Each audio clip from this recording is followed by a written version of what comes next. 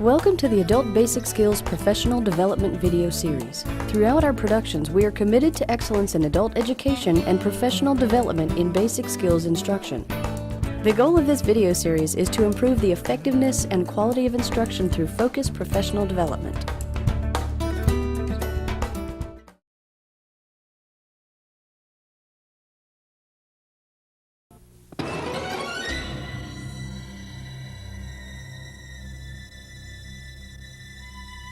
A big animal crawling out of the woods that just stalks you when you least expect it and jumps on you and holds you down and just tries to cram you full of all this stuff that you don't understand and just sits on your chest and waits.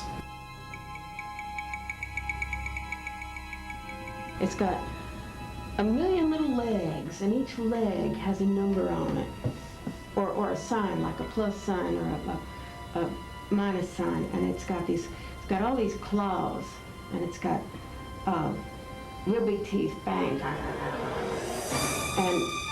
And you know what? It looks like my fourth grade teacher. Wide open mouth and bloodshot eyes, stand-up hair.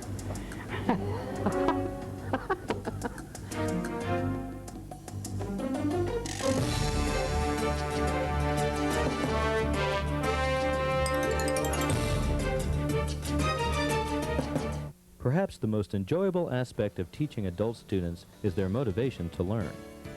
Adult students generally appreciate the value of education and enter your class with a genuine interest in learning. As an instructor, you have the opportunity to use the interest and motivation of your adult students to create and enhance the learning environment.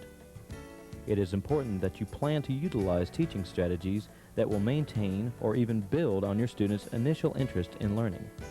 Continually evaluate the learning styles of your students and select or vary teaching strategies so the interest of your adult learner does not fade.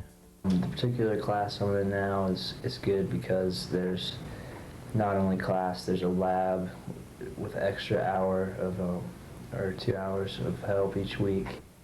It helps to have someone one-on-one with me, but you know what? When I'm in a group and there's a bunch of people working on it, I don't know, sometimes it just helps to have somebody else working on the same thing you're working on. Working in the group, having other students that understand what's going on and working up at the board, seeing how a problem is worked out, and if a student understands the problem, then they can show me how to do it. That really helps me out a lot.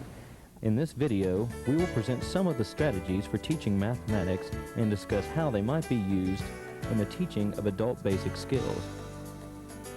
Although we will present strategies for group instruction, most of these strategies can be adapted and successfully applied to individualized instruction.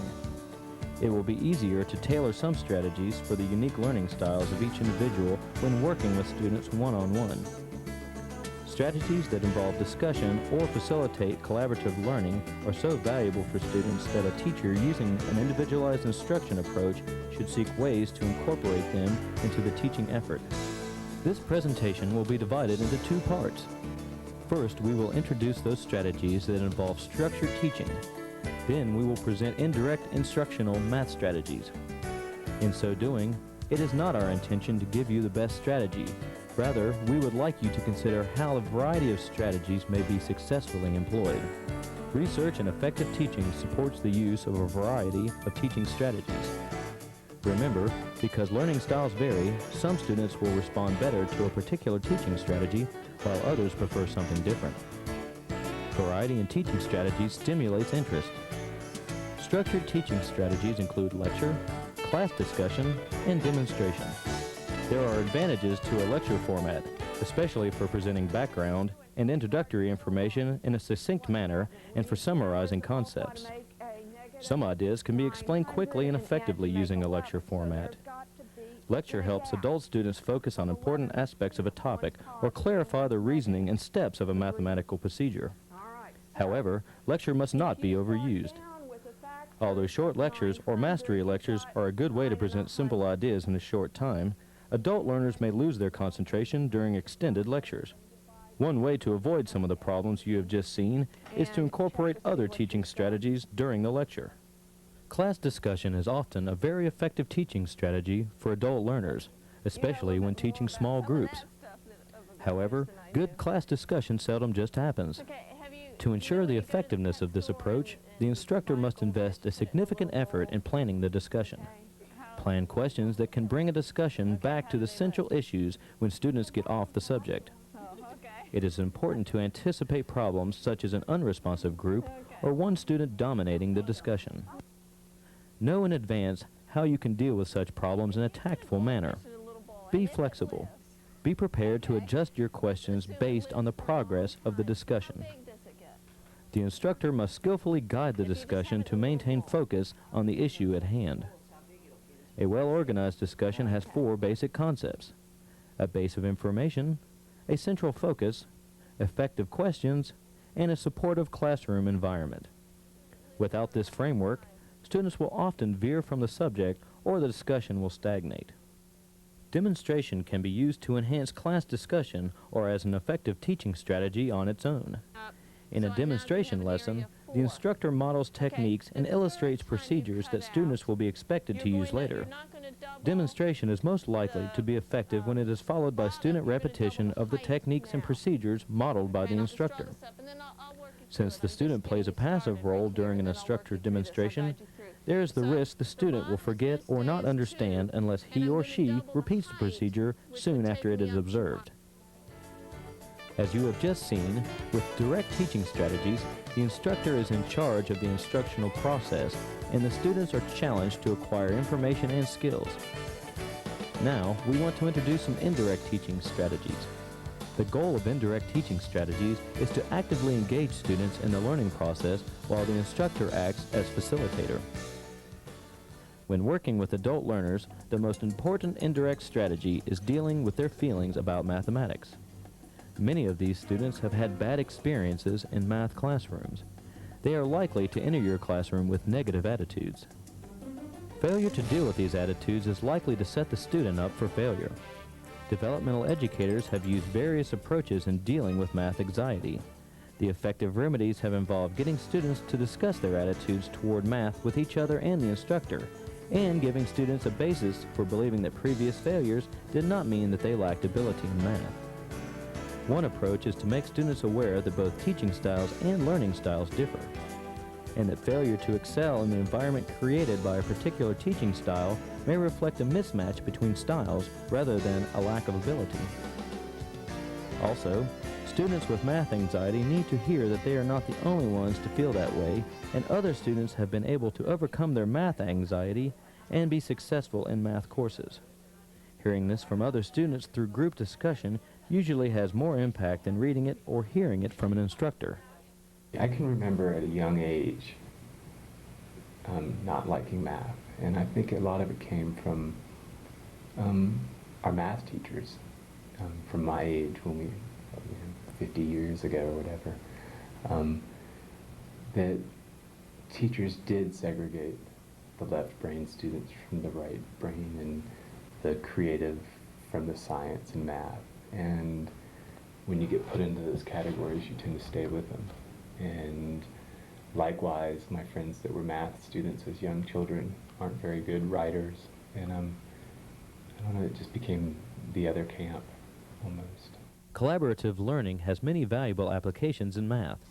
Students can be grouped to work on concepts they find difficult or because they share interest with other group members. The goal of grouping is to stimulate discussion. Research has shown that students who talk about math with others develop a better understanding. The most successful students are likely to be those who participate in a problem-solving group outside class. Homework assignments should be selected to enhance such learning.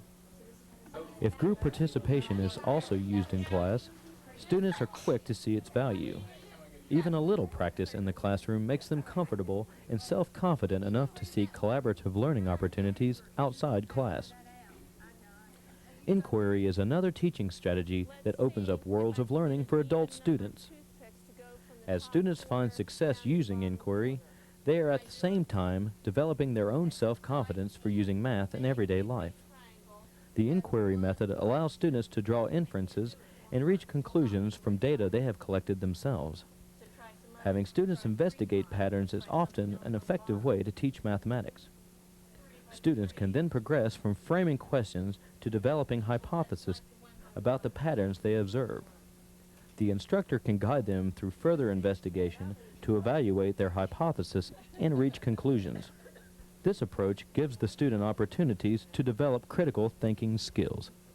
You can help develop these skills even further by using skillful questioning techniques. Question students in a way that allows them to analyze and synthesize information. The level of your questions will have significant impact on the level of their thinking. However, because you want students to give thoughtful answers, you should give them time for thoughtful consideration. Quick answers are not always the best, so your questioning technique should provide time for student thought. Math teachers often provide more time when asking students to solve problems, but they may still seem to put too much value on the quickest solutions. Students who solve problems more slowly should also get a chance to participate. When responding to student questions, you can turn questions back to students in a way that gives everyone more thinking time. You can also guide the thinking of your students by asking questions that build on the knowledge level illustrated by the students' questions. Adult learners may feel threatened in an academic environment. Since many of them lack self-confidence, it is important to give them opportunities to develop more confidence in their own abilities.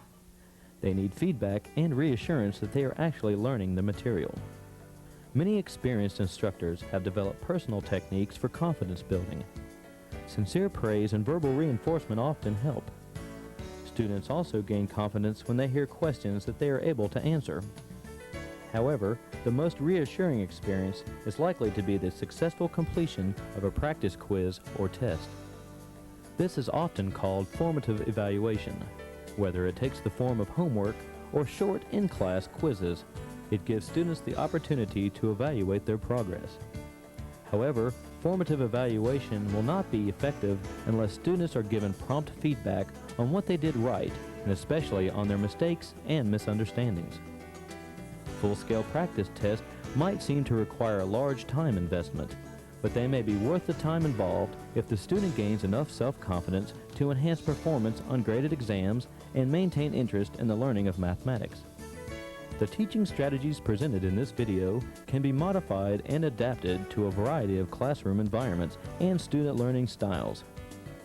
Please remember that there is no best strategy because class makeup is so variable and because it is important to use a variety of strategies to stimulate and maintain interest in learning.